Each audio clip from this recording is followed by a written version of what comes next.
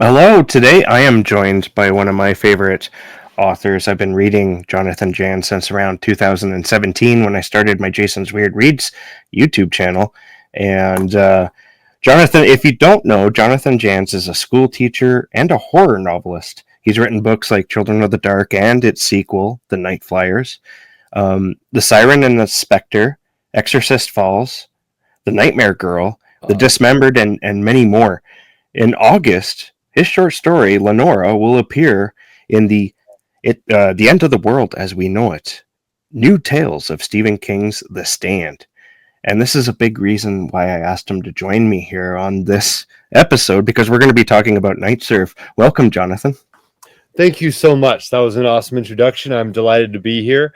And if we cut out, I will switch internets. As I told you, our internet is weak. So if we get paused or frozen, I'll switch over to the other one, and then I guess we can resume. Yeah, I'm back. I'm on the other internet that should work a little better. I'm on my phone with the hotspot of my phone internet. So hopefully that'll work. Yeah, awesome. So welcome to the show. I've been meaning to have you on my other show, Weird Reads, for a long time, but I tend to be kind of shy, and you're like one of the bigger authors. So I was always afraid to send you an email or something. But I kind of regret doing that because I would really like to dive into your books. But we do have a small opportunity here. So if you don't mind, we can talk about some of your books, or at least some of Jonathan Janz here before we start. Absolutely, that'll be amazing. Yeah, I'm delighted to be here. I'm delighted to talk to you. Thanks for mentioning Lenora too. I'm sure we'll talk about that one. Oh, absolutely. I also want to mention before we start that you are actually a big reason why this podcast exists, which may sound weird to you, but I was listening to like Stephen King related podcasts. Yeah. And I had this itch to create a second podcast. I don't know why, but I didn't know what it was going to be. And then I was listening to like the King cast, stuff like that. Yeah. And I was like, I love Stephen King. Maybe it's got to be a Stephen King podcast. And then I was listening to the Year of Underrated Stephen King with Kim C. Yeah, so and good. that episode with you on it, my God, that blew me away. And I was like, okay, it's definitely going to be a Stephen King podcast, and it's got to have Jonathan on it. Well, that is a delight to hear. Yeah, King Cast is awesome, and the Year of Underrated Stephen King podcast. That was just so fun to do. She just killed it. She did such a good job. She just does such a great job on that podcast. So I'm glad to hear that you listened to it. That's awesome. Yeah, well, I listened. That's one of my favorite podcasts, and I'm going to have Kim C on the show a little down the road, so I'm excited for that as well. That will be a blast. Boy, I tell you what, you talk about loving Stephen King and knowing Stephen King, like she's really, it's in her marrow. Like she really feels it. You can tell in a special. Oh, for sure. Yeah. And she's like very educated, and she chose Stephen King to podcast about, and that's awesome. Like that's not surprising though, because Stephen King, he writes. I think he's underrated in a sense, not in sales, obviously, but in people's opinion of his work, I think. Totally agree. I think I was watching in my class. I teach a lot of King related content, but I was teaching a short story by King called The Road Virus Heads North with my advanced creative writing students, and we watched a short video of I know it's in that one's in Everything's Eventual, but the short video was from like earlier this year or last year from You Like It Darker. I guess it must have been last year. But anyway, no, maybe it was last year. Anyway, he was saying that he didn't know if he would ever be considered a writer's writer, because he just felt like, he was just not taken very seriously, probably because of the subject matter. People tend to be that way with horror. They tend to turn up their noses and overlook like quality and overlook skillfulness and literary ability. But I'm with you. I think King, just as a writer, just as a craftsperson, I think he stands toe to toe with I think he is the best. And then of course on top of that, you've just got his incredible voice and storytelling ability. But I think he's got the total package. Absolutely. And like doing a podcast on Stephen King, you have like a plethora of subject matter Absolutely. in like 80 some books, right? It's you could keep going forever if you really wanted to. For sure. For sure. Good. So, yeah, like that's the big reason why you're here. You're a huge Stephen King fan, a huge Stephen King champion. But I want to know who.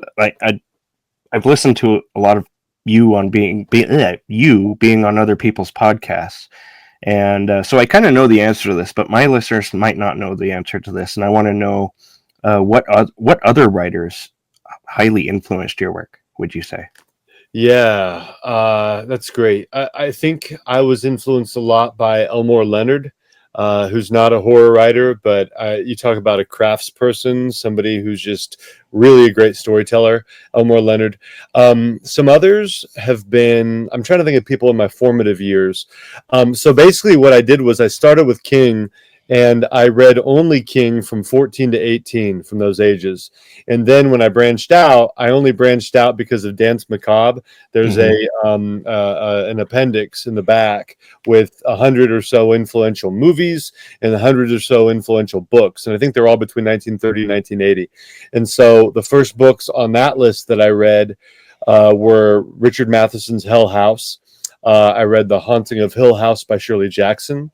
Both of those had a profound impact.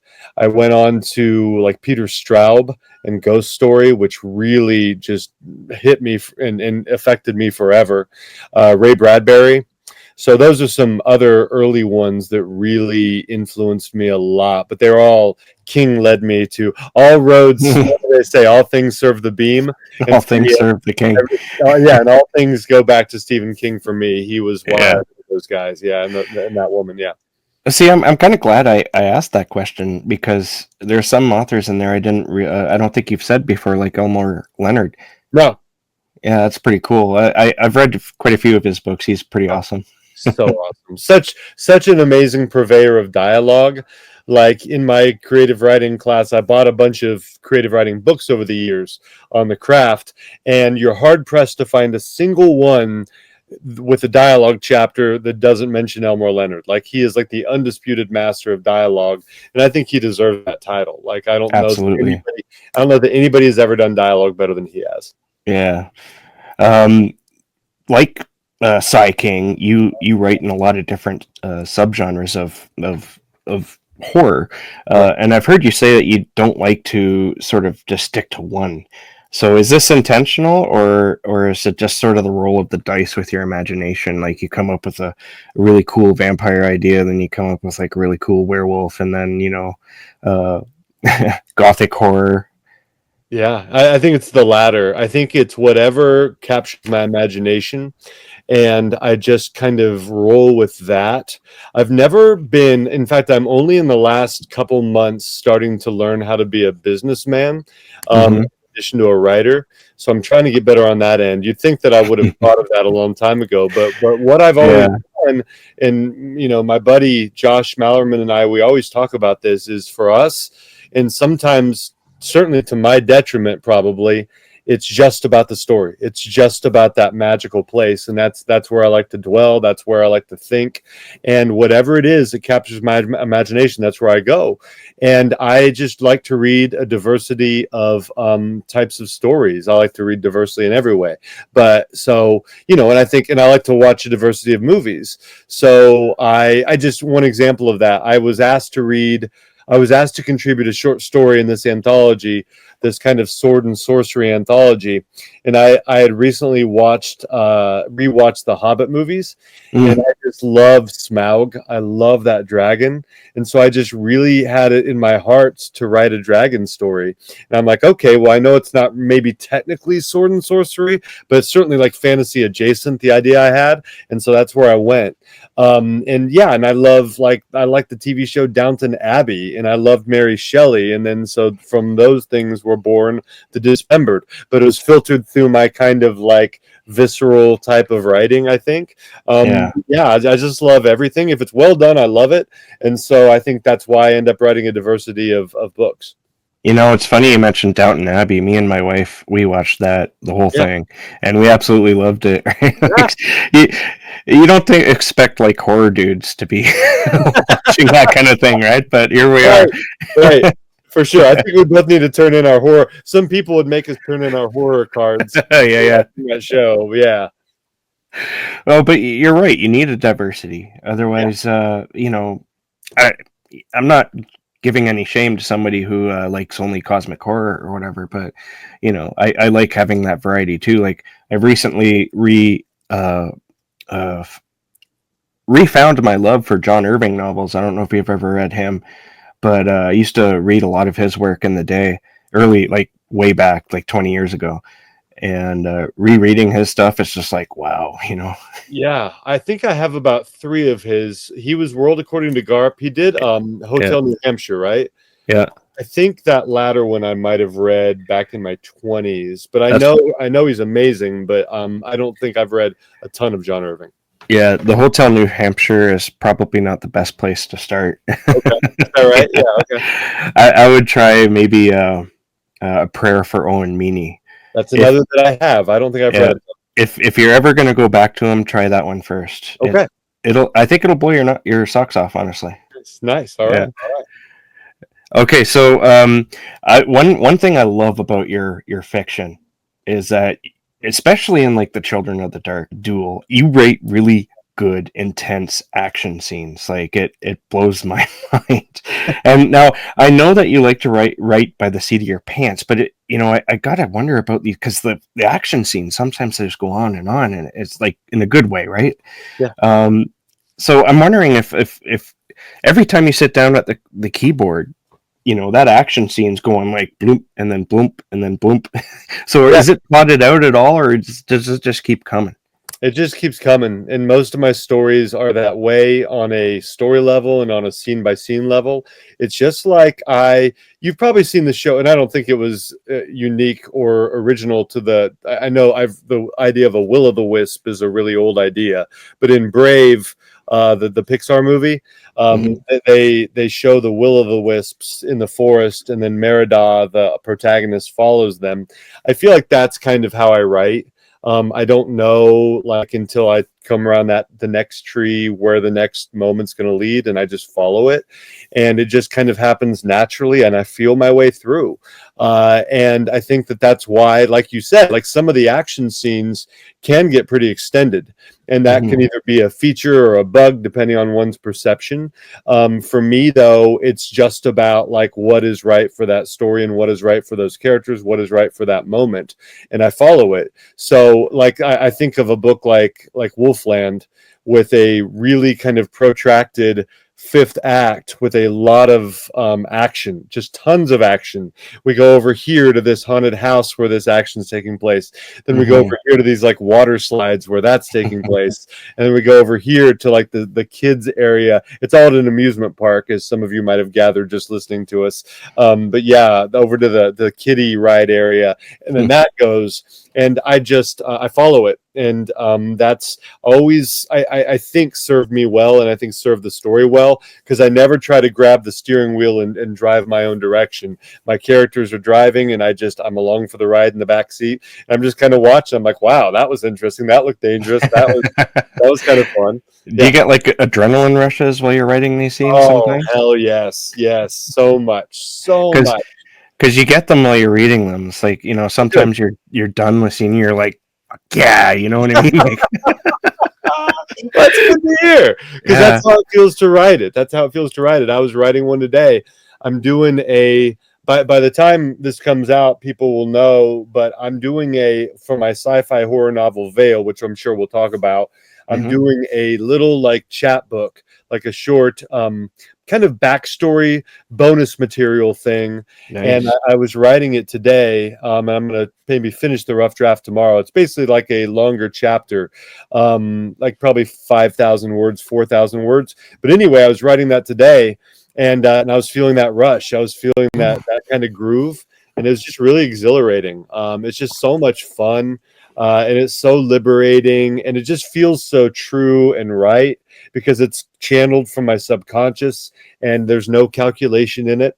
Maybe I should be more calculating sometimes as a person, but I'm No, just that way.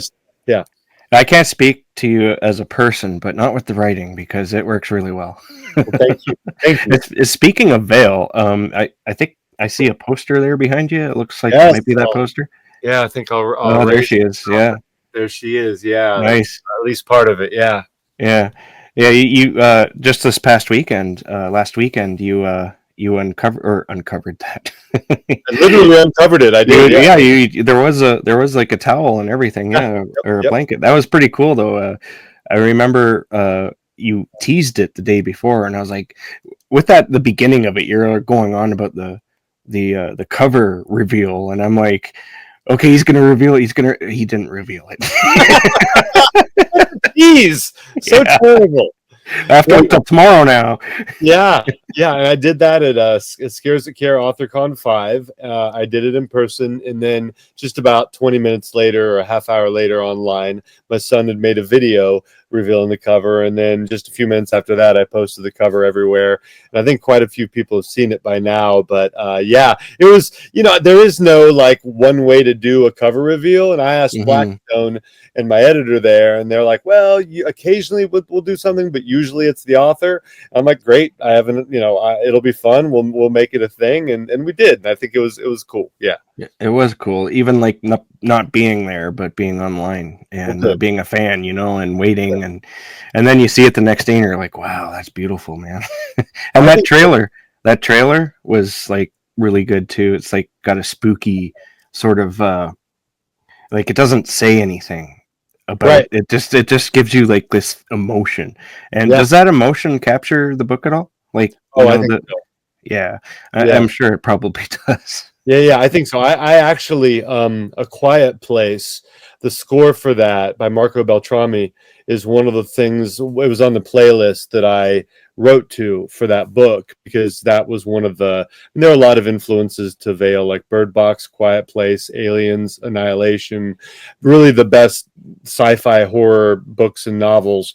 But I sent my son that song. I think it's called "It Hears You" is the track. I sent him that. And I said, don't use this, but this was kind of like the vibe that I'd like for the video. And then then I just basically, I said, no AI. And I said that you make sure anything that you use, you pay for, right? So I'll pay for it. So if you find any stock footage or whatever you want to use or stock photos, I'll pay for those up to $50, I think. And then I just said, you do it. I trust you. Because he's a really talented filmmaker and graphic designer. And he's only 19, but he's just really talented. And so I said, you do it. And that's what he came up with. And I really feel Nice. like it kind of captured that ominous vibe that the book has. And I was over the moon with it. He just killed it. So yeah, I'm just proud. I'm proud of him anyway. Even if it sucked, I would have been proud of him, but it didn't suck. It was awesome. Yeah, that's good to see. I like seeing that. Speaking of like sort of cinematic quality, your books, going back to the action, because of the action, I think they have a strong cinematic quality. Your stories, a lot of them, not all of them, but some of them. Has any of your work been optioned for a film, or perhaps maybe I missed, you know, crap the bed, and there is something out there that I missed? Well, I can tell you we have been and are very close. Oh, nice. And Yeah, it's wild. It's like there's so many things, so many boxes that need to be checked for that to happen. I mean, the number of books that get optioned relative to the number of books that are out there is pretty low. The number of books that are optioned that actually get made into a movie is far, far, far, far, far lower. And then Yeah. the number of those that actually make any kind of a mark is smaller yet. So Hmm. the more because I've been a film teacher this is my 22nd year teaching film, and I've been a movie lover my whole life. And just the more I study the industry and the more I get to know the industry through the people that I know and the people on my team that help me, the more kind of I just appreciate any little step along the way that happens, the more I am amazed that anything ever comes to fruition, just because I know how many things have to happen, Yeah. how many things have to fall right. And sometimes it's just luck, honestly. Some things that work out are just luck. And some things that are amazing that never come to pass are amazing things. They just never had the luck. So we are relatively close for a couple different things. But no, to answer your question, I gave you a much longer answer than was required. But no, I've not anything optioned yet. But I do think that that'll happen in the next couple years for sure. Oh man. Well, I wish you the best of luck on that. I would love to Thank you. see a Jonathan Janz a film hit the big screen, As would I. or Yeah. even like streaming or something. That'd Yes, be awesome. for sure. Now, you're well known for being like a really great guy. Every podcast, or there's some podcasts I heard where you're referenced to being like the sweetheart of horror. It's all a lie. It's all untrue. But it is nice to hear. But, Really, behind the scenes, you're like, yeah, vicious, just yeah, vicious yeah, behind the scenes. vicious guy, yeah. But despite that though, you're really really good at creating vile villains that I love hating, like Carl Paget from the Children of the Dark. There's others. How do you do it? Like, how do you? Yeah, I guess I'm supposing there is darkness in you, Yeah. and you channel that. Yeah, I'm gonna go back to something King said in that same interview. It was like a CBS interview for You Like It Darker, and he was asked not that question. It was another question, but what he basically said was, he said that I'm just a regular like dad and husband. That's it. And I'm just trying to feed my family, basically. And he said all the darkness goes onto the page, and I think that that's a very true thing for me as well. Maybe it's true for a lot of people, but certainly true for me. Yeah, there was a lot of like darkness in my early childhood, and I have a very vivid imagination, and I imagine worst case scenarios a lot. And I think that and I don't know what this says about me, but I think I can get myself into a lot of different headspaces. I'd like to think it's empathy, but maybe it's something worse. I don't know, but I like to think that I can put myself into the mind of both a positive character and a negative character, and then, okay, so how would that person think? And then I just kind of like go there, and then afterward you feel sometimes kind of sullied. You feel like kind of, oh, that was awful, I need to go take a shower because of how horrible that was. But at the same time, I think in order to get those characters right, you got to get your imagination a little bit dirty. You got to get your hands dirty, metaphorically. So yeah, I feel like because those characters, let's be honest, sometimes those characters are really interesting. There's a character in the Dark Tower 4 Wizard in Glass that I just despise. I hate her, Rhea, Yeah. the witch. I just hate her. I think I might hate her more than any character that's ever been created. I just despise her. Yeah. But she's amazingly written. She's like mesmerizing when she's on screen, on the page. She's incredible. But she's incredible because she is so vile. And King just captured that so well. And I think we would both agree that doesn't mean that King himself ever feels any of those things that Rhea feels, but he's got imagination, right? And I'm sure we're going to get into this to a degree with this story that we're going to talk about. But I think that's what creativity is. It's like King is not Rhea. He's able to go there because he's got an imagination. I think the same way. I'm not saying I'm like King, but I'm saying, I try to do a similar thing that he does. Yeah, that's true. I think honestly, like most horror people, not all, of course, but most horror people are generally better. Yep. Like nicer people, maybe not better, but nicer people. Yep. And I think it's because we're able to channel that darkness and at least look at it in the face, where some people hide from it and deny, and they don't self-reflect at all. Right. Yeah. There is darkness there. There's darkness in all of us. There's darkness and light, and we've got to make choices, I believe. Yeah. Absolutely. Yeah. All right. So you do have a story coming out, a short story in this very anticipated anthology that I'm looking forward to. It's one of my favorite books that it's kind of going off of, and that's The End of the World as We Know It. Now, for people who don't know, it's an anthology of short stories based on the world of Stephen King's The Stand. Your story, Lenora, is included. Now, I was wondering, how did you get involved with this awesome, incredibly awesome project? Yeah, it was Christopher Golden and Brian Keene. Brian Keene, I think probably even more so. But Chris is a good friend of mine too. But Brian and Chris, they approached King. They emailed King because they Mm-hmm. did this book called the. And it's okay if I go in all this, right? You and your Absolutely, yeah. Okay.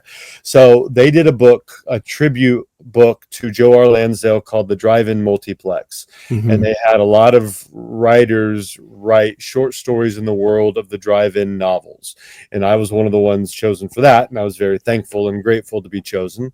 And then that went super well. And the reaction to it was super positive. And Joe Lansdale himself, who's also a legend, was very positive about it. So Brian and Chris were talking, and they were like, we should just what can it hurt? We'll just ask Stephen King and see what he'll say. The worst he can say is say no, and I'm sure he'll say no. But they emailed him, and his response was 2 words with 4 exclamation marks. It was, or sorry, 1, 2, 3, 4. 3 words. Go for it. Awesome. Or maybe it was do it. Maybe it was just those 2 words, but it was 4 exclamation marks. I remember that. I think it was Yeah. do it. Do it with 4 exclamation marks. And they were like, whoa, wait a minute. What do we do now? Right? They're like, so Chris and Brian, they're like looking at each other like, what the hell just happened? And then Brian's like, hold on, let me email him. He said, Steve, do you realize what you're consenting to? Do you realize what this is going to look like? What it's going to be? And Stephen King was just like, I understand. I think it's a great idea. And I think it was because King read the multiplex book, I think, and really liked it. I think that might have been the impetus.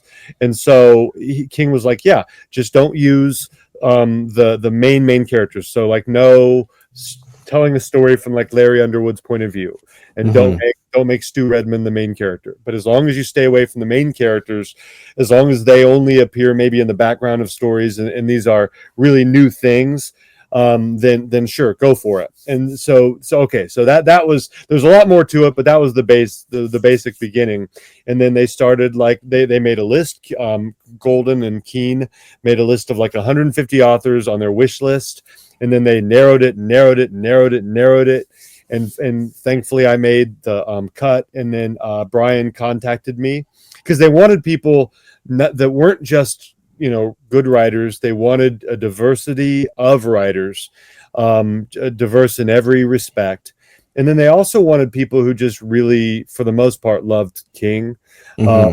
they knew I did, and so I think that was also a factor. And then they asked me, and of course I like leapt at the chance, and was basically in tears when Brian asked me. And then the reality set in. Again, you can cut me off anytime because this is just such an interesting thing to me. The reality set in. It was like, oh my gosh, King is going to read these stories. And for me, for a little while, actually for a couple weeks, that was a little bit problematic because I was just thinking of my favorite writer, like outside of my family and immediate circle of friends. I don't know that anybody has been more important in my life than Stephen King. So I got really like freaked out. And then I started to think that I needed to write a story that would like symbolically honor King in this way. And I came up with this idea that wasn't that great. And I didn't like it that much, but it was all I had. And I hadn't started writing it yet. But this was before Brian had told us, because he just asked us first. We didn't really get the guidelines. He hadn't told us that we weren't supposed to feature Stu Redman, Larry Underwood, Franny, all those characters.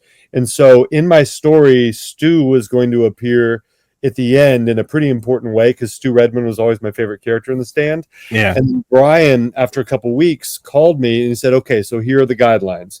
And he gave me that guideline. And my first response was to kind of like, I didn't tell him this, but I kind of freaked out because I'm like, the only idea I had kind of featured Stu Redman in the end. And so that idea, as woeful as it was, is now out the window. But I was like, nodding on the phone. I'm like, oh, sure, that's great, Brian. That's awesome. Yeah. And then I get off the phone and I'm like, oh man, the only idea, even though it sucked, is now it has to be jettisoned. but what it did was it liberated me, because I never liked the idea that much all along. And so like an hour later, a new idea started to form, and it was 1,000 times better. And I ended up, by the end of that day, I had the idea, and I was so thankful that Brian had called to tell me no Stu Redman, because Yeah, that's what helped me get rid of that crappy idea and come up with an infinitely better idea. that's awesome. Did you find yourself like rereading The Stand again to Oh yeah, help you? Yeah. How yeah, many times have you read The Stand? probably six. Nice. And that's probably three times as an okay, so once probably as a print book when I first read it, two times since then as an ebook, three times as an audiobook.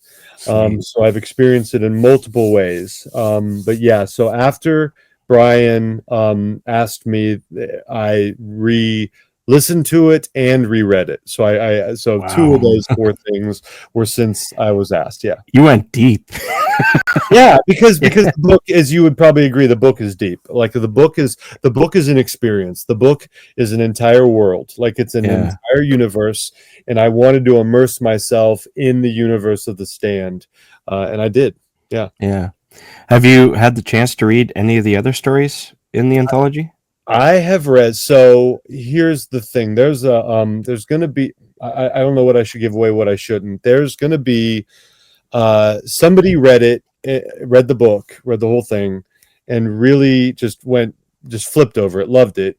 And this person who read it, chose, I don't know how many he chose, but he chose some of the ones that he really loved. And then he paired up authors whose stories he loved, and then put them on a show, on little episodes of his show together. Oh, And mine was one of the ones he loved, and then he paired me with this other writer, and I probably shouldn't even say who it is, but it's this woman. And so I read. So in order to be on that show, I was allowed to read her story, and then so I read her story, and it's fantastic. It's awesome. And I also got to read a Josh Mallerman story, because oh, we're like, nice. so we sent each other our stories. So he read Lenora, and I read his, which is called I Love the Dead. And it's it's just so entertaining. It's just so entertaining. It's just going to put a smile on people's faces. It's Awesome. awesome. It's very much of the world of The Stand, but it's just a really it's a really Josh kind of story. And Josh himself is very diverse in what he writes, Oh, but very much so. Yeah. it all has kind of that Mallermanian kind of like DNA, but it really does have both the Stan DNA and Josh's DNA. So I loved it. I love that story. So I've read those two plus my own. So three of the 34. Plus, I will say this: I snuck, because I wanted to. I got the whole book, but I Yeah. felt like it was cheating to read the whole book. I feel like guilty reading it all before everybody else, but I did sneak a peek at Brian Keene's afterword, Chris Golden's forward, and Stephen King's introduction. I Oh, just had nice. to read his intro. I had to read it, and I did. Absolutely. Yeah. Oh my gosh! And there was all three. There were the Keene and Golden parts were amazing. The King part choked me up. I got tears in my eyes. He didn't mention like my story or anything. He only mentions a couple of them, just like by virtue of coming to that in the introduction. Like the Hmm. introduction flows, like all King stuff flows really naturally, and it like led him through to just a couple of the titles.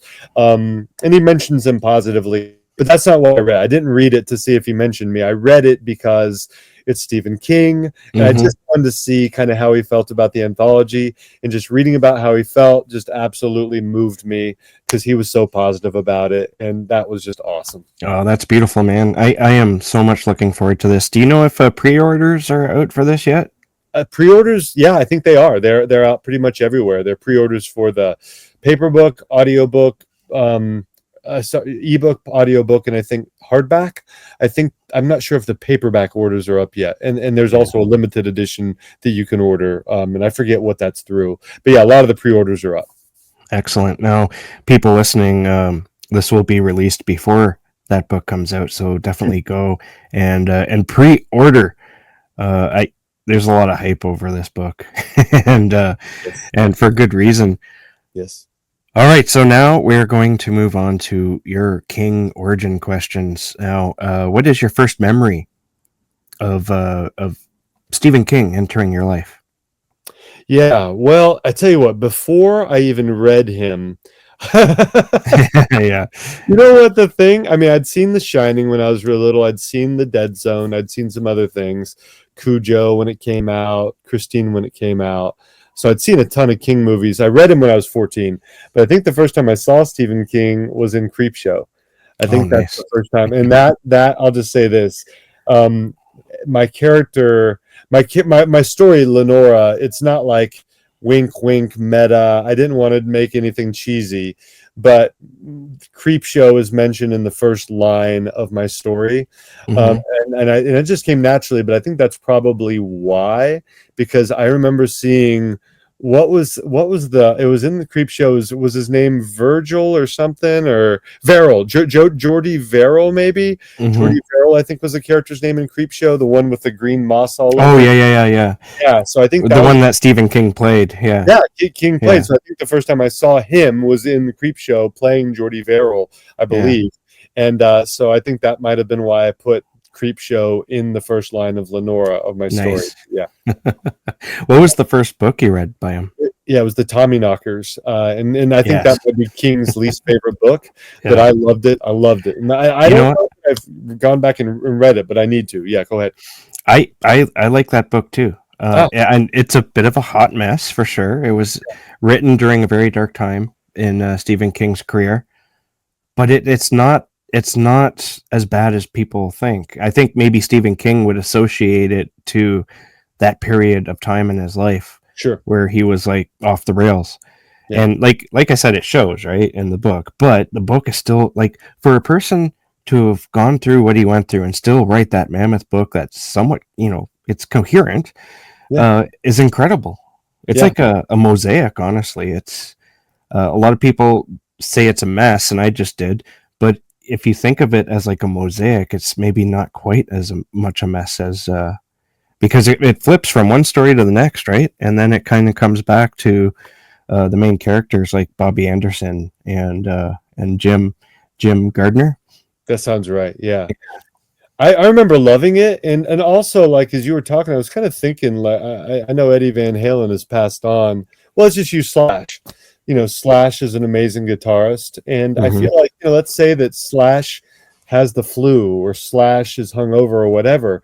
I'd Hmm. still rather hear him play the guitar than I would just about most other people. And I think that's King. King felt like the Tommyknockers. He wasn't at his best. I don't care. Even on his worst day, he's still a mesmerizing storyteller. And I remember loving the book. So it was enough to like kindle that love for his work in me. So I'll always remember it fondly. Yeah, I totally agree with that. I don't think there's a book by Stephen King that I've read. I've read about 55 of his books. I Yeah. don't think there's one that I didn't like. There's like various different levels of how much I liked it, Yep. but there's not one I was like didn't finish or DNF'd or threw across the room because it was awful. Like Right. yeah, Same. Totally yeah. same. Now, as I mentioned before, King writes in a lot of different like genres and subgenres. Is there a type of story that King hasn't written yet that you would like to see? Man, I tell you what, I can't name anything off the top of my head, but here's what's awesome. I know he will. I know he will. Like, I know he'll continue to surprise me. Like Fairy Tale, Mm-hmm. that's not what I expected was going to come from him. I love that about him. I just love how he follows his muse, however you want to put it. He writes what interests him, and that shows. He never writes for a market. He never. You can just tell, and I think that's the same thing. Like, people talk about his endings or whatever, and some endings I like more than others by King. But the thing about it is, he's always true to himself. He always Mm-hmm. writes the ending that he thinks. He never sells out. and I just admire that. And I know that so many things that he's written. Like I remember The Green Mile surprised me. I didn't see that book coming, and Yeah. I'm sure it'll continue to. And I just I'll go wherever he goes. I am, and I know you are. I am a constant reader, and Yeah. that's what. By the way, it was funny. Stephen King himself asked. I don't even know if I answered it. I think King asked it. Somebody asked recently, what would you name a fictional bookstore? And I think King asked that like on Threads or something. In my book Vale, my main character is a science teacher, but he also owns a bookstore called the Constant Reader Cafe. Um, Hmm. and that's like that's who that's how I am. I'll always read his work. I just love his work so much. Yeah. Are you a big rereader? Yeah. Like obviously, like with The Stand, you read it like 6 times, right? But like, do you reread many of his other books? I reread some of them, but what I do more often is it is reading. I guess I just wanted to be specific, but I reread on audiobook Hmm. more than anything, just because I don't know, maybe it's because audiobooks are expensive, or maybe because I find audiobooks to be a really they're just they're soothing, and I get lost in them doing certain things, like when I work out, when I do like a like lawn, like when I mow, when I'm driving on a long distance. I Yeah. just love listening to audiobooks, and I love the fusion of writer and narrator. And like Frank Muller he's still my favorite narrator. He did some of the Dark Tower books. Yeah. Two or three of them. Three of them, I think. Yeah. Yeah, just listening to him narrate them is just such an experience. It's like I'm sitting there with an old friend. And Yeah. so those books, listening to Steven Weber read it, I can do that over and over. The guy who did he's got kind of a country voice. His name starts with a G, but the guy who did The Stand is so good. So yeah, audiobooks I love to reread. And then other books I've reread. I've reread Salem's Lot quite a bit. Oh yeah. I've reread that 2 or 3 times. The Dark Tower books, The Dead Zone. I've reread quite a few of them actually, and I always love. It's like revisiting old friends. Yeah. I'm going to be listening to The Stand Mm. in about a month's time. I want to listen to it before uh, the end of the world as we know it comes out. Yeah. Of course, right? You Oh, have to do yeah. that. Absolutely, Yeah. absolutely. Now, this podcast, as is centered around Stephen King's shorter works. So Mhm. I was wondering, do you have a favorite short story or novella by Stephen King? Yeah, man, so many, and it changes by the day. Yeah. I love his novellas so much. I love both his short stories and his novellas. As far as the novellas, just some of the ones that pop into my head. Two of the ones, it's funny. I know 1922 is excellent, and it was made into a movie, which I haven't seen. But from that collection, Full Dark No Stars, two that just knocked my socks off were Big Driver and Mm, A Good Marriage. yeah.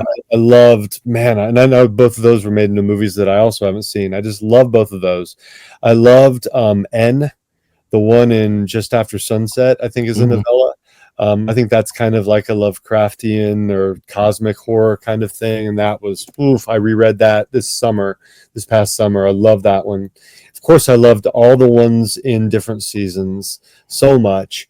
Mm, So I love his novellas. As far as the short stories go, I teach Road Virus, which I've talked about. Also 1408 from that same collection, Everything's Eventual. You Like It Darker, Danny Coughlin's Bad Dream. oh, I Uh, love that. and that one, yeah, and I'm telling you, man, I think King is still getting better. Like, and it's maybe better isn't the right word, but I'll just say this: he's still at the top of his game. I'll say that. Absolutely. Yeah. Um, and You Like It Darker. I feel like that whole collection just shows this guy hasn't missed a step. He's not slowing down at all. And Danny Coughlin's Bad Dream, that one stands toe to toe with his best short stories. Like I love that one so much, and I was so worked up reading it, and Yeah, me too. so angry reading it, right? Yeah. To elicit that kind of emotion, like that's a craftsman at the top of his game. Like King has Yeah. got it. Like Danny Coughlin, that story had me like staying up too late. Like that doesn't happen so much anymore. When I get tired, it's time, lights out. But but I was staying up late to finish that one, Yeah, and it just blew my socks off. I absolutely adore. Well, you know what? I had adored that whole collection, me but too. that's sort of not a strange thing for me to say when it comes to Stephen King's collections. But still, like I ate that up like there's no tomorrow. Yeah, it was wonderful, wonderful collection. Yeah, absolutely. Now I'm going to put a gun to your head. Okay, okay, I'm Figuratively. preparing. And would you rather? Okay, you have one or the other choice. You Okay. can only read his short works for the rest of your life, including novellas, Mm-hmm. or only his novels. What would you choose? What would you choose? Novel. Novels? Yep. Oh wow, I go with the short stories myself because Okay. there's so much more. Right? There's like 200 and some short stories. Yeah. And I think that includes the novellas. I'm not sure, but yeah, you know what? It's hard. It's a really hard choice, isn't it? It's so At hard. least I think it is. I think one of the reasons why, and I totally see your reasoning and your argument, and it would like break my soul to not have novellas anymore. But I think like with his novels, he's so good at the frame story. He's so good at like the flashback and the detour. Like it, I think of the part with Patrick Hockstetter, where we hear about Patrick Hockstetter and his infant like sibling, in it, and that's like a masterpiece of a short story. When we read The Stand, you have all these chapters. I think the refrain is he keeps saying no big loss, I think, or no big deal, or something like that. I know that was in Night Surf. We'll talk about that, Mhm. I'm sure. But like he, like I feel like within his novels, there are little worlds within them that are like short stories. And so I think that at least I would experience a short story flavor from King, even as I would read the novels. So that's why. Awesome. And there's no right or wrong answer, Right, honestly. right, I came across that question in a YouTube video, and I kind of lifted it from there because it's an interesting difference, right? sure, Because he's very prolific in both formats. So big time. he keeps continuously pushing himself to try the short story, Yeah, because he started off writing that way, right? And then I forget which collection it was, but in the introduction, he said he got away from doing it and he had to sort of teach himself how to do it again. yeah. And I always find that I just assumed he was always writing short stories, but no. Well, I think that's kind of like the artist that we're talking about. He doesn't need to write short stories anymore. I think he started out that way for a lot of reasons, but partially because it paid the bills. Like he was Mhm. getting decent money from like the men's magazines, Cavalier, all these other Yeah. magazines, and he needed to keep the heat on for him and Tabby. And And his kids, yeah. and the kids, and I think that once the novels led to big money, then that motivation was gone, but he always loved the short story as a form, Mhm. always felt dear to it, and I think that, yeah, and so he goes back to it, not because he wants money, but because he sees the beauty in it. They're interesting to him. It scratches a creative itch that nothing else scratches. So I love that he goes back to it, even though he doesn't have to. Yeah, me too. It keeps it exciting too, honestly. Yeah, yeah, You just never know what you're gonna what you're gonna get, right. and I love that. Now, you mentioned Cavalier. The story we're discussing tonight, Night Surf, was published in Cavalier. Now, Yeah, do you remember the first time you read the collection Night Shift? And if so, do you remember your first reaction to I Night do. Surf? I do. I read Night Shift in my first 2 or 3 years of being a King reader. So it was when I was probably 16, 17, somewhere around there. I was in high school, I remember. And I remember loving Night Shift. Like I just went wild over the stories, and I still love them. And Mm-hmm. eventually taught many of them as a teacher. I taught Man Who Loved Flowers, um, uh, Battleground, maybe, the Mangler. I Mm-hmm. taught several of them, even though they probably weren't appropriate to teach. Um, but anyway, I remember being kind of underwhelmed by Night Surf when I first read it. And that's partially because, I don't know, I don't want to throw shade at you, but I think my idea of what a short story could be at that time was pretty limited. Mm-hmm. And I wanted a big twist. Like for example, in Skeleton Crew, like the Reaper's Image, and then in Night Shift, The Man Who Loved Flowers, and I Am the Doorway. Like those stories, because there are a lot of ways a short story could go, but those stories had twists, and the ones with twists were the ones that really like. Oh, I'm like, oh dang! Like the kind of mic drop kind of stories. Yeah. Those are the ones that appealed to me at that age, and they still do. I still love for a story to have a real twist and a cool payoff. For sure. But now I can appreciate other types of short stories, of which Night Surf definitely is. It's a different kind of type of story.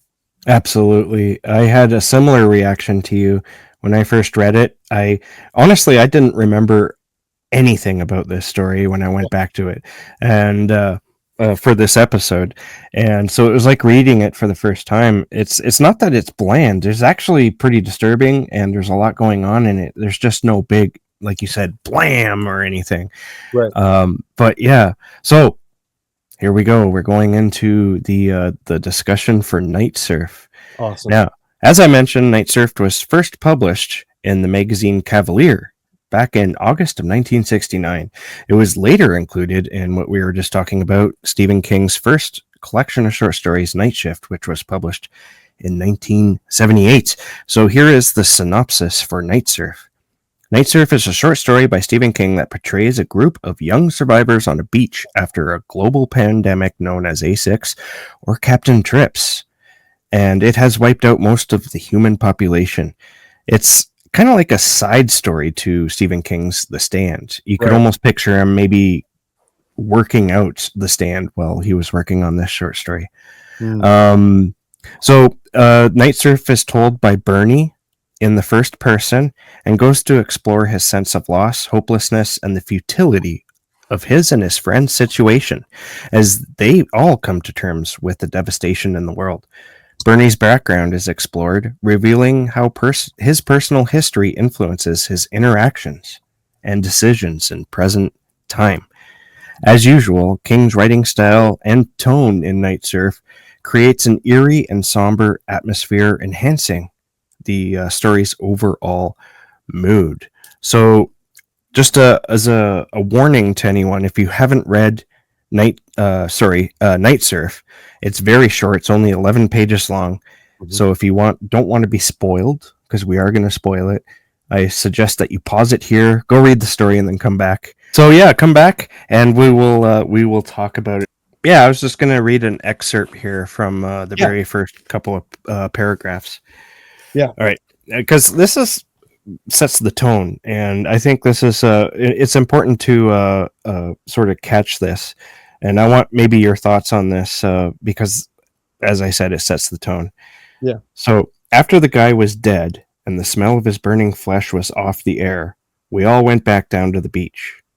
Corey had his radio, one of those suitcase-sized transistor jobs that take about 40 batteries and also make and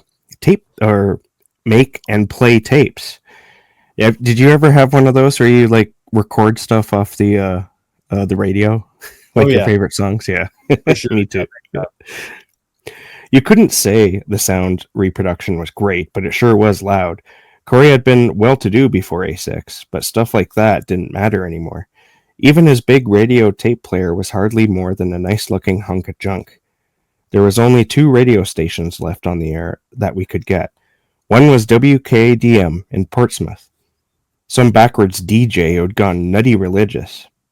He'd play a Perry Como record, say a prayer, bawl, play a Johnny Ray record, read from Psalms, complete with each Salah, just like James Dean and East of Eden, then bawl some more. Happy time stuff like that. One day he sang, Bringing in the Sheaves, in a cracked, moldy voice that sent needles in me into hysterics.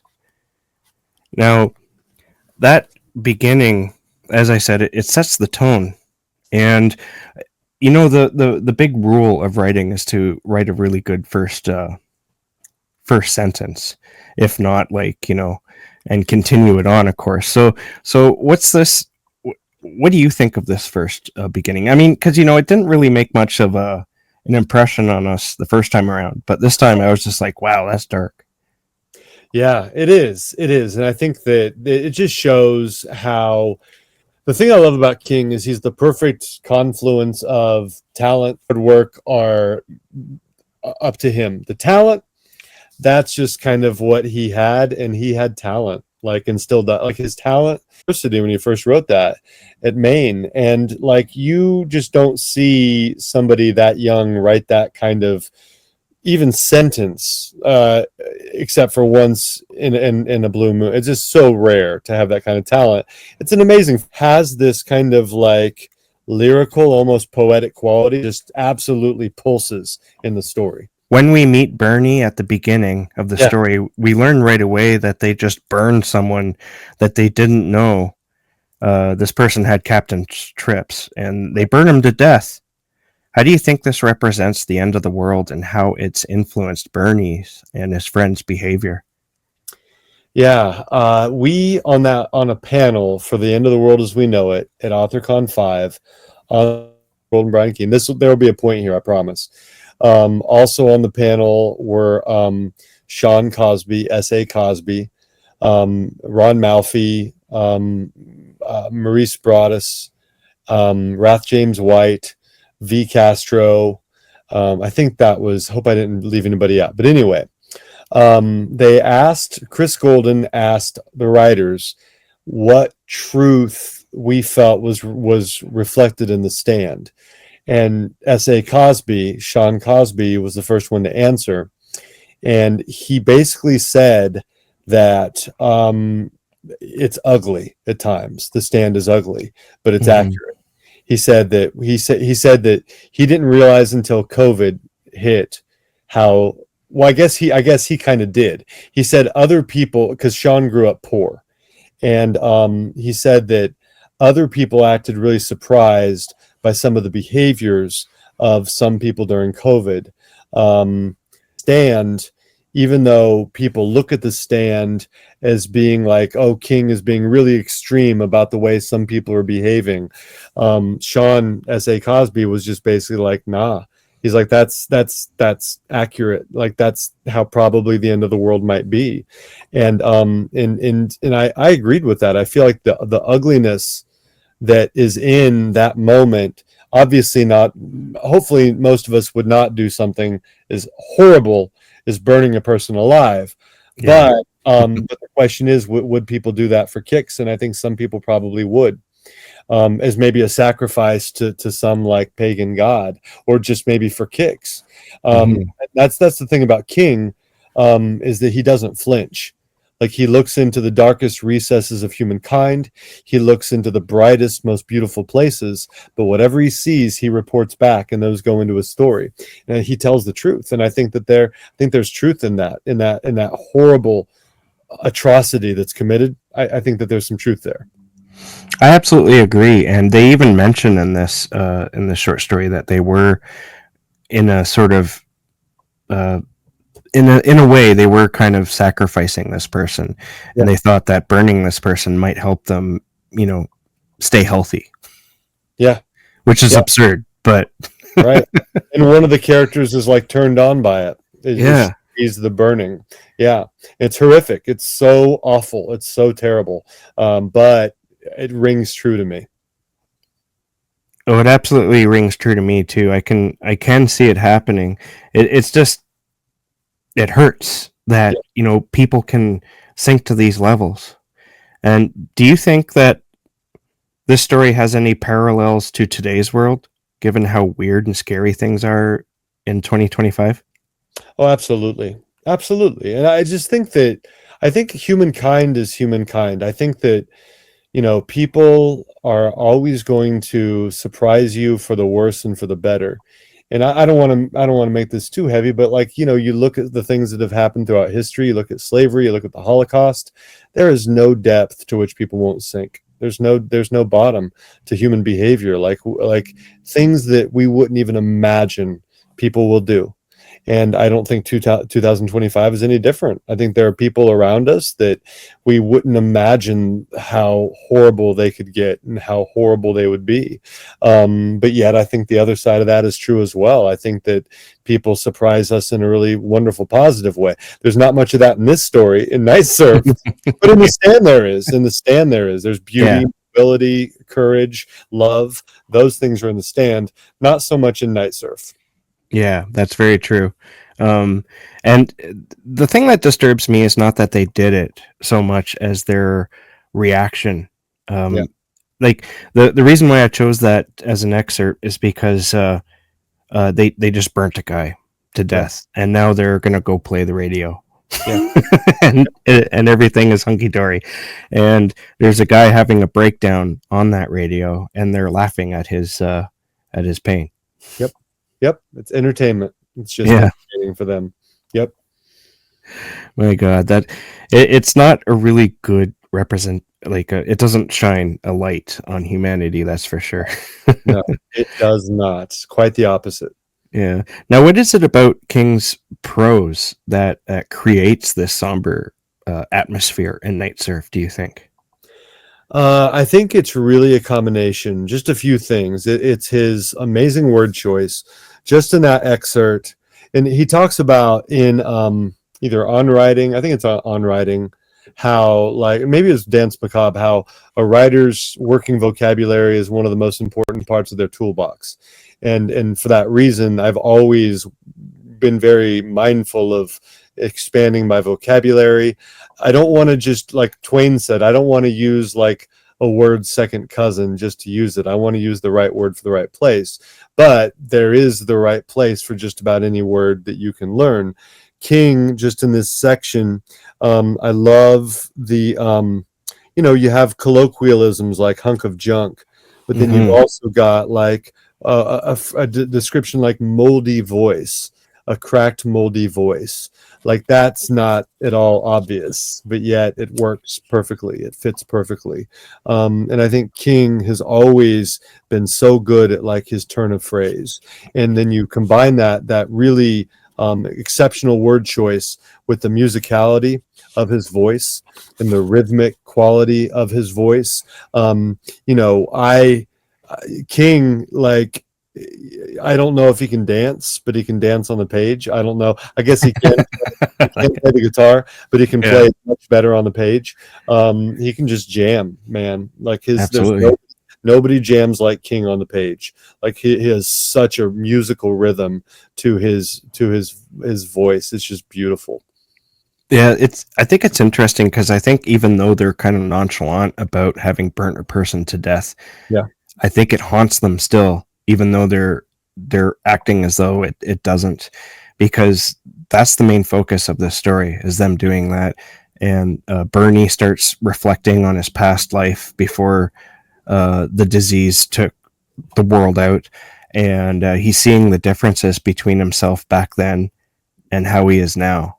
And I Right. think there's an interesting character growth in that. Like we're seeing the character growth in past tense as to where he was to where he is today.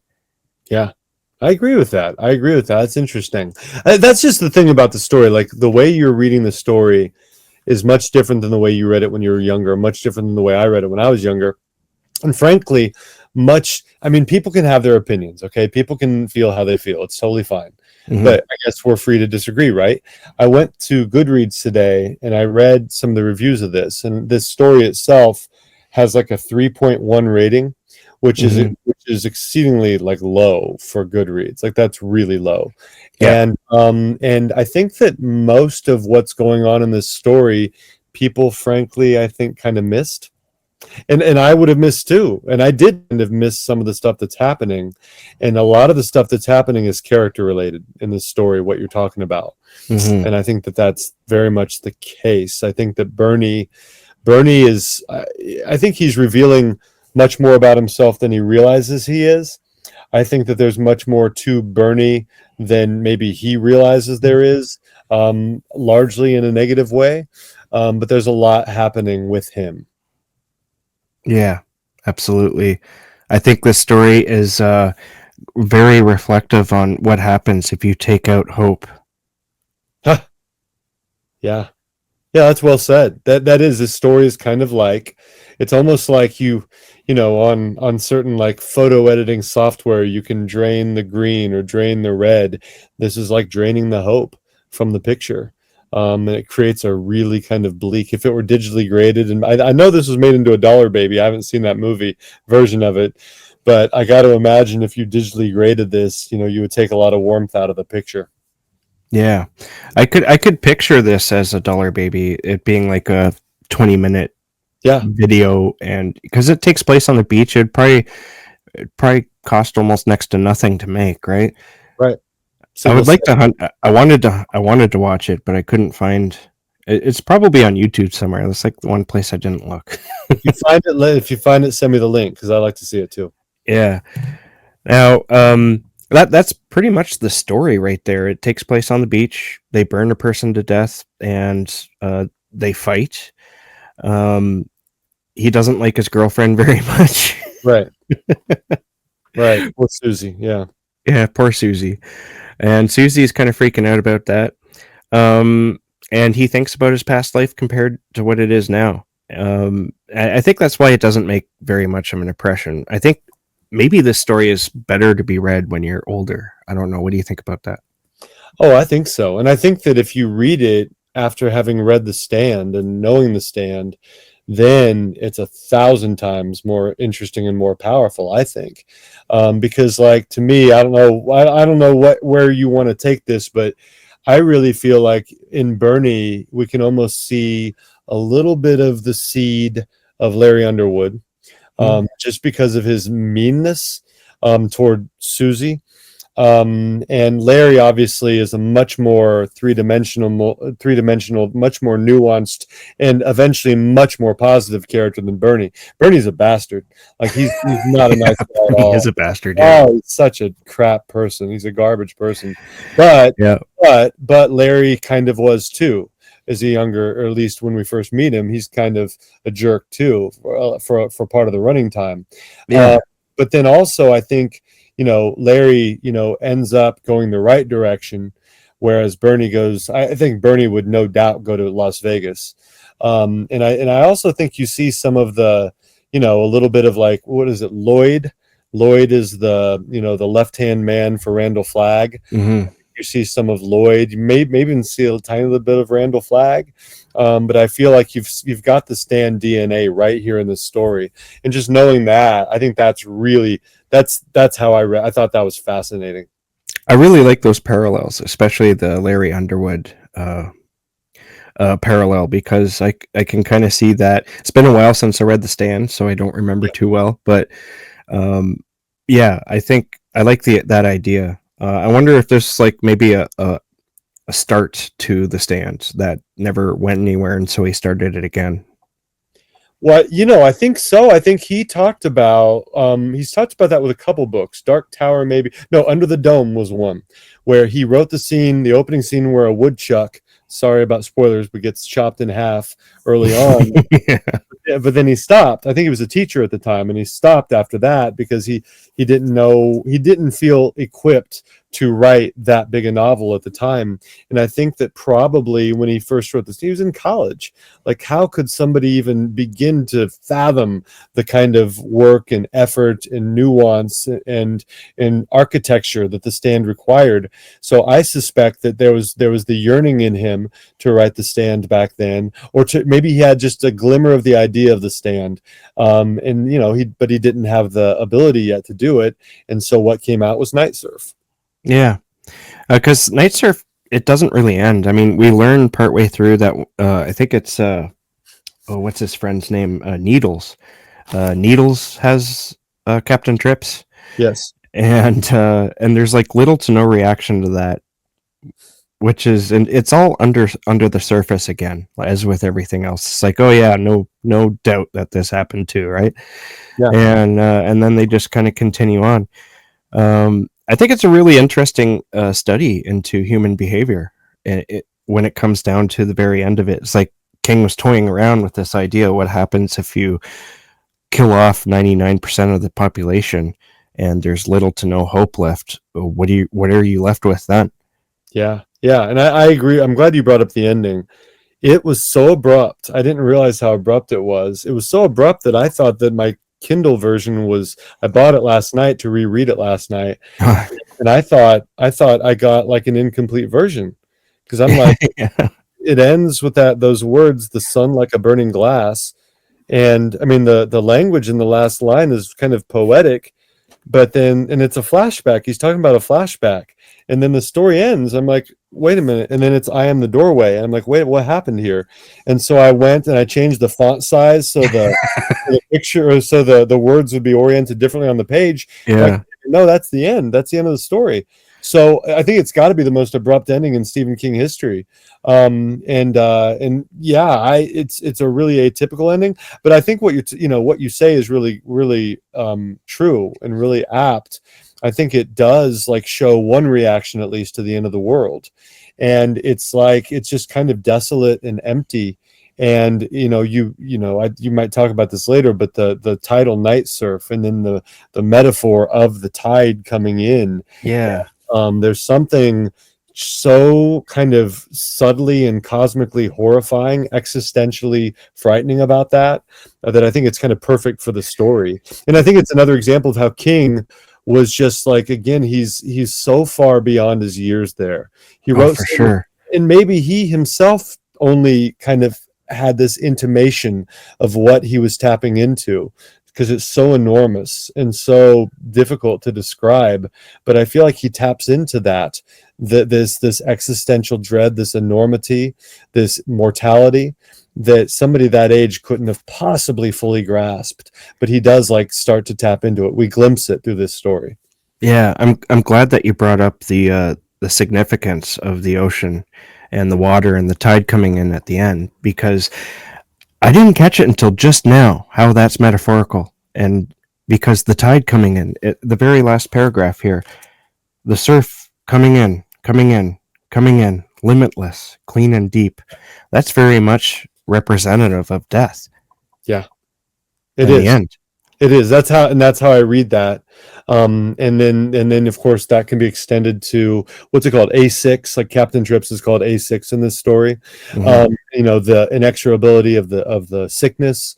And I think that King had a quote a long time ago. He said that, somebody asked him if he was going to write another vampire story, werewolf story. And of course, I'd love to read another vampire werewolf story. He said, and this is like 20 years ago, I think, but he said, I'm more interested in people. The older I get, the more interested I am in people. And I think that we see increasingly that fascination with people that King has, and the different iterations of how people would react. And what I'm interested in, what I think is fascinating is you're left with the suggestion that these people who thought they were immune really aren't immune. There's still the possibility that they could be immune, because Mm-hmm. there's another version of the sickness called A2. And the idea was that they all had A2, and because they had A2, they're immune to A6, which is Captain Trips.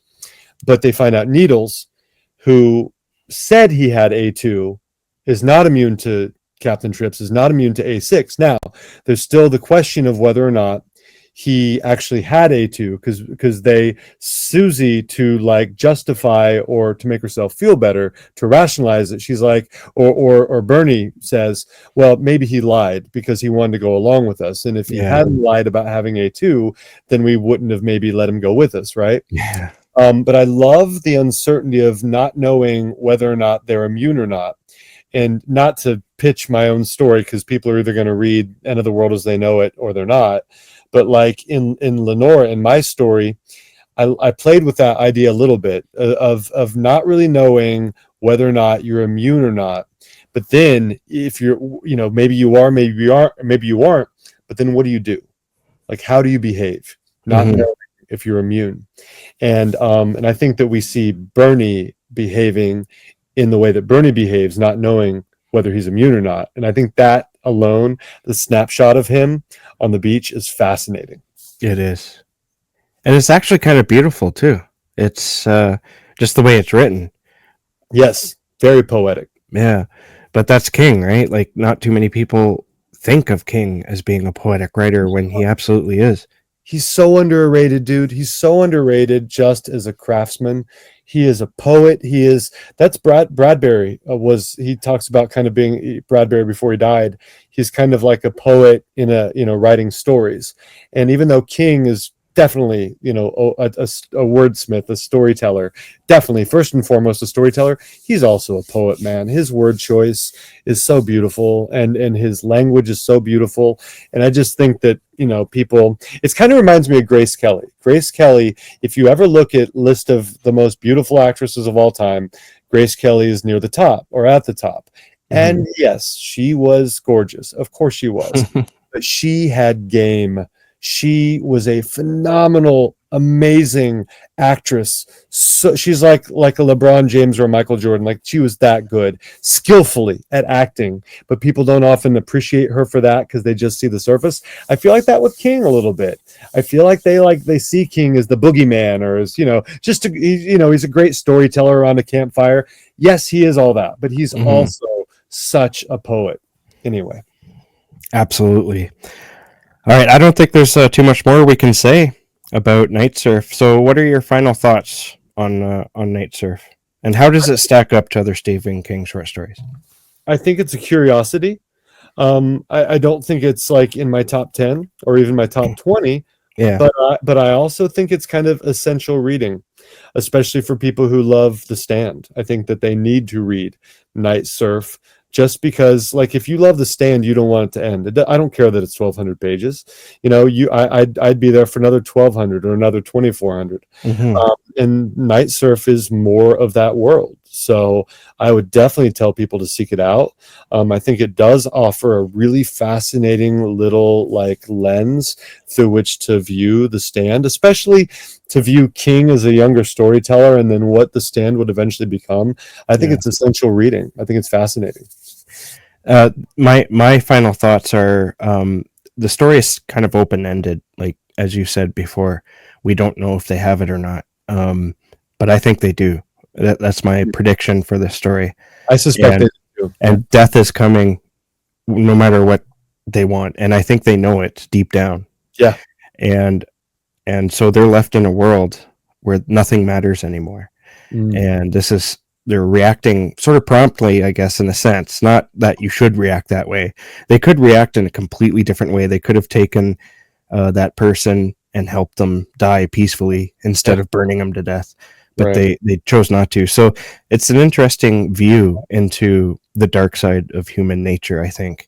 And it's not at all unrepresenting humanity, if that makes sense. It's something that some people would do.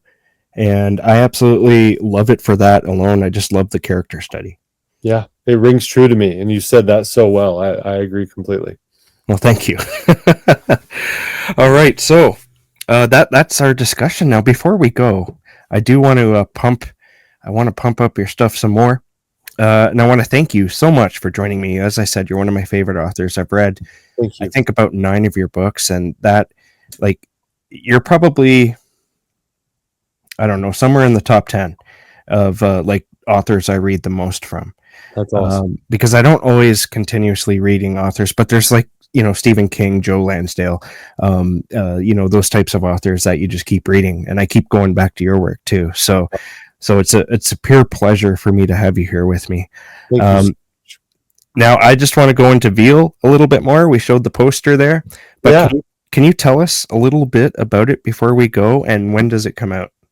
Veal releases on September the 16th, and it's coming from Blackstone Publishing. Just a little pitch. I would love for all of you to pre-order the book. Those are so important. And paperback would be my first choice, just because of several industry reasons. But you can also get the ebook and audiobook. That would be great too. Awesome. And there will be special treats for people who do pre-order. But anyway, the book is sci-fi horror really my first foray into sci-fi horror. You alluded to the fact that I write in all kind of subgenres and areas of horror, and this is my first foray into that area. I had a blast. I think at the very least, it's one of my best books. It might be my best book so far. I absolutely love it. I love it so dearly, and it's just one of those I just can't wait for people to read. And basically, it is the tale of these invisible creatures who abduct humans. The main characters, a loved one is abducted in the first scene, and things get worse and worse for humankind. And because these creatures are invisible, so you don't know when they're going to strike, you don't know whom they're going to take, and they seem to be completely ruthless, completely unpredictable, and hope seems to be gone until the main character, through this other group of people, meets someone who can see the creatures, but he can see them because he's had this terrible car accident. He had a brain injury.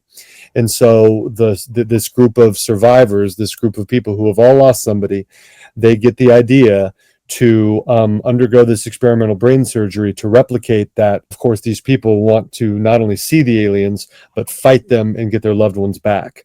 So they all agree, these 5 people, to get this surgery to replicate that injury so they can see the aliens. And my main character is one of them that gets the surgery. And then the rest of it, you of course have to read. But they want to tear through that veil so they can see what's on the other side and do battle with the aliens and get their loved ones back. And I just love the story, and I'm so proud of it, and I hope you all check it out. Well, let me tell you, Veil sounds awesome. I can't wait to read it. All right. I want to thank you again. Your time is valuable. I know you're a family man, and family always comes first. So I really appreciate you coming on. You're also a teacher. I don't know how you juggle all this. It's it's a lot, but it's like you said, the family comes first, and then the teaching comes second, and the writing. I love the writing, but sometimes it has to come third. But summer's coming up, and I'll get to write about a whole novel, maybe a novel and a half during the summer. So that'll be nice. Awesome. Is that when you do the majority of your writing, or do you write during the school year as well? I write during the school year when I can, but unfortunately, it's not as much as I would like because I have to grade papers and all that stuff. But the summer, I just go wild, and I write about 3,000 or 4,000 words a day in the summer. Awesome. Well, thank you again for coming on and talking some Stephen King with me. And to everyone else who listened, thank you for listening. You're welcome to come back if you want. I would love to come back, Jason. This has been an absolute blast. Thank you for putting up with the technical internet issues on my end, but you've been an amazingly kind and wonderful host. You just killed it in this episode, and it's going to be fun listening to it and watching it. Yeah. Awesome. Thank you so much. Thank you.